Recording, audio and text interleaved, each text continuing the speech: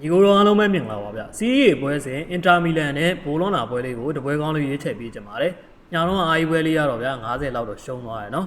ဒီနေ့မှာတော့ကျွန်တော်အကောင်းဆုံးစူးစမ်းပြီးပြန်ရွေးချယ်ပေးထားပါတယ်ဒါပထမတော့ United ပွဲလေးတင်မလို့ဗျဒါအချိန်ရလဲတိတ်မရတော့တာမလို့ကျွန်တော် channel လေးမှာပဲတင်ပေးထားပါမယ်နော်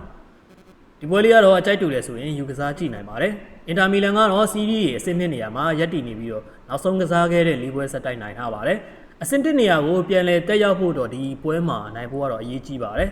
နောက်ဆုံးရွေး10ပွဲမှာလည်း10ပွဲထိနိုင်ထားပြီးတော့ပေးကိုလည်းသိမ့်မရှိတာမလို့ဒါခံစစ်ပိုင်းနဲ့တိုက်စစ်ပိုင်းမှာတော့ဟန်ချက်ညီနေပါတယ်ဘိုလောနာကတော့အဆင့်9နေရာမှာရှိနေပြီးတော့ဒါနောက်ဆုံး၄ပွဲလုံးဒါနိုင်ပွဲပြောင်းနေပြီးတော့ရလက်ပိုင်းတည်ငြိမ်ဖို့တော့လိုနေပါသေးတယ်ဘိုလောနာကပုံမှန်ဆိုရင်ဒါအဝေးကွင်းပွဲတွေမှာတော့ဒါတရေရလက်ထွက်ပေါ်မှုများပြီးပေမဲ့ဒါအဝေးကွင်းနောက်ဆုံး3ပွဲမှာတော့နိုင်ပွဲမရှိသေးပါဘူးပြီးခဲ့တဲ့အီတလီစူပါဖလားပွဲစဉ်မှာတော့ဒါအင်တာမီလန်ကိုတရေကန်ထားပြီးတော့ဒါပနက်တီနဲ့အနိုင်ယူထားပါတယ်အင်တာမီလန်ဘက်မှာတော့ဒါဒက်ဖရိုင်းနဲ့ဘော်နီတို့မပါဝင်နိုင်တဲ့ဒါတိုက်စစ်ပိုင်းလဲဟင်းမှုကိုဒါတူရန်မာတီနက်စ်တို့အတွဲနဲ့ဒါအစားထိုးနိုင်ပေမဲ့ဒါဘိုလောနာဘက်မှာတော့အဓိကဂိုသမာစကောရူစကီမပါဝင်နိုင်တာကဒါဒီပွဲရဲ့အလဲအပြောင်းဖြစ်သွားနိုင်ပါတယ်ဟက်တူဟက်ကိုကြည့်မယ်ဆိုရင်နောက်ဆုံးတွေ့ဆုံမှု9ချိန်မှာအင်တာမီလန်က2ပွဲနိုင်ထားပြီးဘိုလောနာက1ပွဲနိုင်နဲ့2ပွဲတည်ရကြထားပါတယ်